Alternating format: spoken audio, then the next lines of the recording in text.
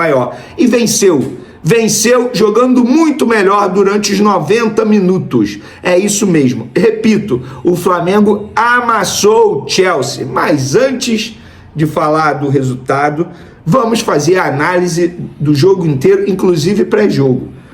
Vamos voltar à escalação. Por volta de 1h30 da tarde eu estava ao vivo, lá no SBT Sport Rio, saiu a escalação do Flamengo. E para quem não viu a escalação do Flamengo, os 11 iniciais, eu vou repetir aqui para quem não sabe, para a nossa audiência rotativa: Rossi, Wesley, Danilo, Léo Pereira, Ayrton Lucas, Eric Pulgar, Jorginho, De Arrascaeta, Gerson, Luiz Araújo e Gonzalo Plata. Até o Plata, tudo bem. O Plata eu botaria de titular, eu falei isso aqui antes do jogo.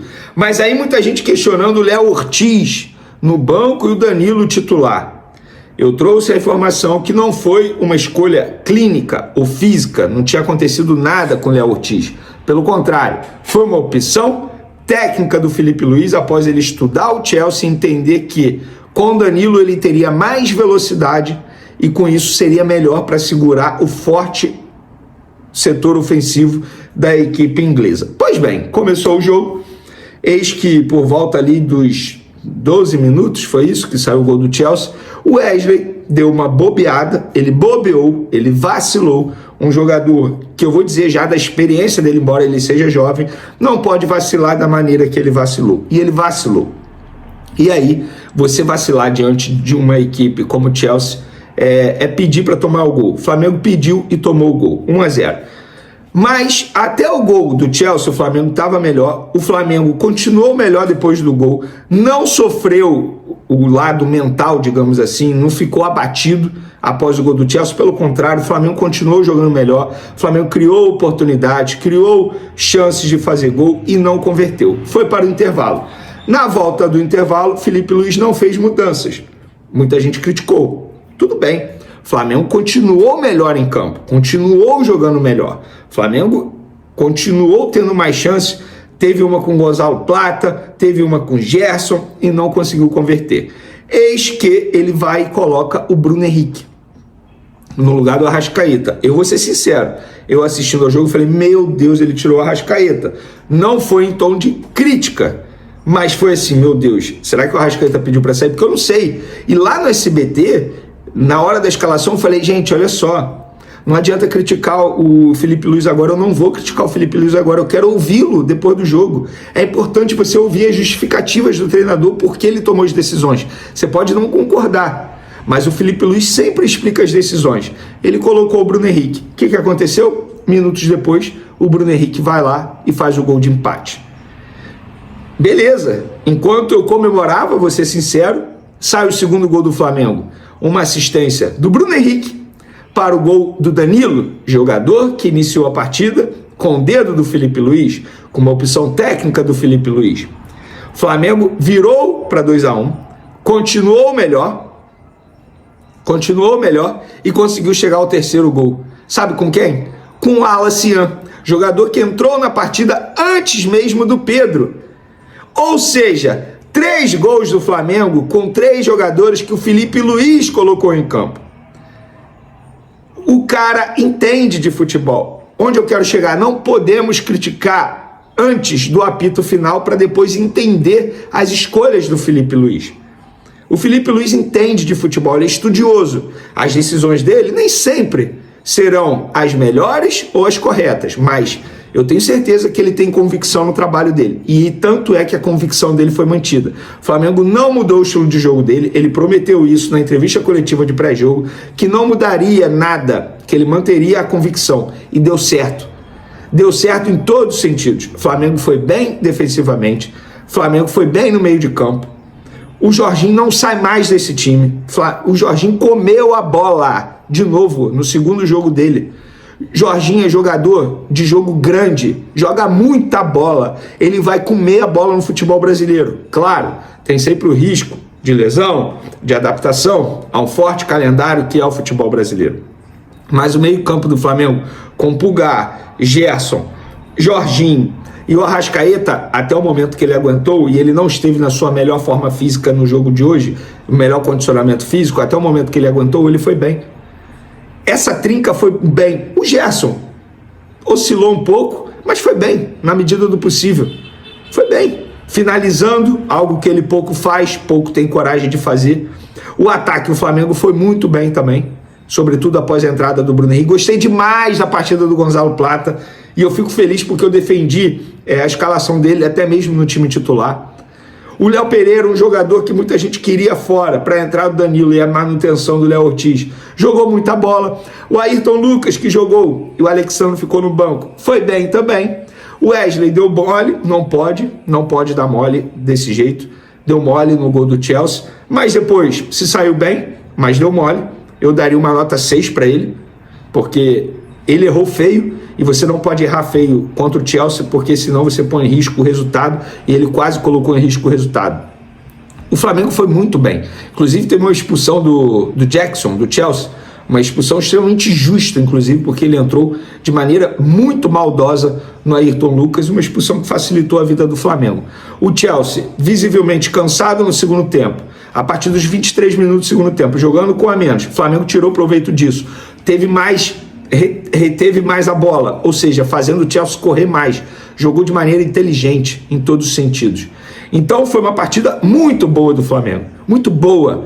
E para aqueles que estavam secando, para aqueles que achavam que o Flamengo não fosse ganhar, para aqueles que estavam assim, depois do empate do Fluminense, da vitória do Botafogo em cima do PSG, o Flamengo tem que ganhar. Não, o Flamengo não tinha que ganhar. O Flamengo não tinha que ganhar. A pressão aumentou?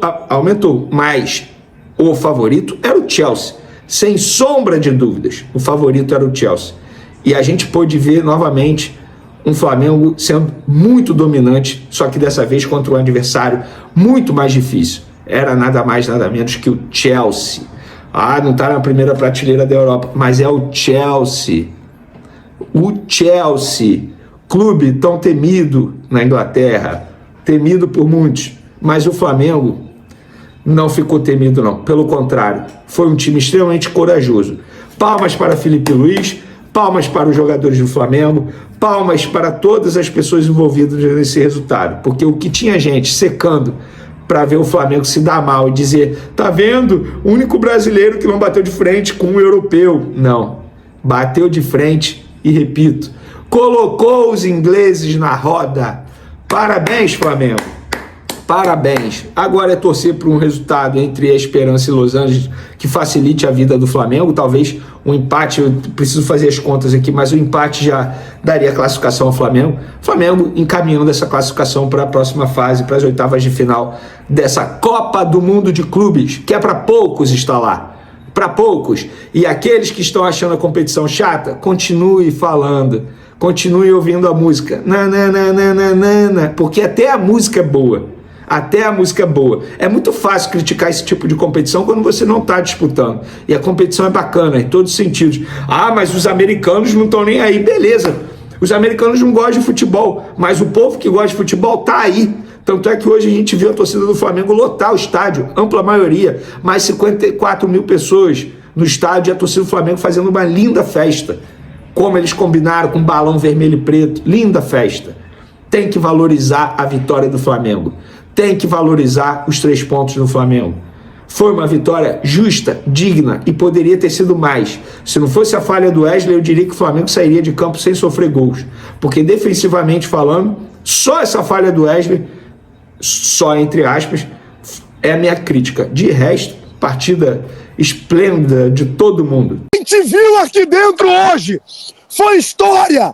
O que a gente viu aqui dentro hoje foi histórico. Histórico. Foi a camisa rubro-negra virando o jogo contra um europeu. Foi a camisa rubro-negra virando o jogo quando todo mundo achava que era impossível. E não só virou. O Flamengo não só virou, meus amigos. O Flamengo humilhou o Chelsea no segundo tempo. O Flamengo foi muito superior ao Chelsea no segundo tempo, mostrando a força, mostrando a garra, a vontade que tem essa camisa, mostrando que o torcedor rubro-negro tem que acreditar até o final sempre, tem que acreditar até o final sempre, sempre, sempre, sempre, sempre. O jogo começou, o jogo tava bom pro Flamengo, o jogo tava legal pro Flamengo, o erro do Wesley, gol dos caras. Flamengo não desacreditou. O Felipe Luiz não mexeu no Wesley. O Wesley era a válvula de escape do Felipe Luiz. E aí o Flamengo foi pro segundo tempo e começou numa jogadaça do Rossi. Que jogada do Rossi! Que jogada do Rossi! O Gerson teve a chance de fazer o gol, não fez. E aí, meus amigos, quem entra? Entra Bruno Henrique. Bruno Henrique, o rei da América, o ídolo desse tempo, desse novo tempo de Flamengo, o ídolo, um jogador que aparece em jogo grande, um jogador que aparece quando a gente precisa dele. Apareceu o Bruno Henrique. E aí, meus amigos, 1-1, o Chelsea com meio palmo de língua pra fora. Danilo, 2-1. Aí o Felipe, ele não recuou o time. O Felipe não foi covarde. O Felipe não foi covarde. Não recuou o time. Colocou o Wallace. E aí, meus amigos, 3-1 Flamengo. Uma vitória heróica. Uma virada heróica. Uma vitória histórica do Flamengo. Uma vitória que vai ficar na história do Flamengo. Segundo informações do jornalista Miguel Júnior, o jogador Gerson já não vê com bons olhos uma saída do Flamengo. O meio-campista, que sempre demonstrou seu carinho e identificação com o clube, revelou a amigos próximos que deseja continuar sua trajetória com a camisa rubro-negra. Ele acredita que uma saída neste momento, principalmente da forma como está sendo conduzida, poderia manchar a sua história com a nação. Gerson sempre fez questão de dizer publicamente que é torcedor do Flamengo, e isso pesa em sua decisão. A diretoria do clube, através do diretor José Botto, já deixou claro que só libera o jogador mediante o pagamento integral da multa rescisória à vista, o que dificulta ainda mais uma negociação. Diante desse cenário, Gerson tem repensado com mais seriedade sua permanência, justamente por não querer romper com o clube que ama e com a torcida que sempre o acolheu. A relação entre Gerson e o Flamengo vai além do campo, é algo afetivo, emocional, e o jogador sabe o quanto isso influencia na sua imagem diante da torcida. O medo de sair pela porta dos fundos, depois de ter sido peça importante em tantas conquistas, tem pesado em sua decisão. Nos bastidores, pessoas próximas ao jogador afirmam que ele já não demonstra o mesmo entusiasmo com a possibilidade de deixar o clube. A situação ainda é incerta, mas cada vez mais ganha força a permanência do Coringa no elenco rubro-negro. Com o contrato em vigor, a vontade de Gerson pode ser determinante para barrar uma saída precipitada. O Flamengo, por sua vez, não tem interesse em perder um jogador com a qualidade e o perfil do camisa 8, especialmente num momento onde o clube busca estabilidade dentro e fora de campo. Com a janela de transferências se aproximando do fim, o futuro de Gerson deve ser decidido nos próximos dias, mas a tendência atual é de permanência. A pressão da torcida também tem seu peso, já que muitos enxergam Gerson como símbolo da nova era vitoriosa do Flamengo. Agora eu quero saber a opinião de vocês. Podemos ser campeões do Super Mundial de Clubes. E vocês querem a permanência de Gerson? Sim ou não? Deixe sua opinião nos comentários, curta o vídeo e se inscreva no canal para acompanhar todas as atualizações do Mengão. Saudações rubro-negras!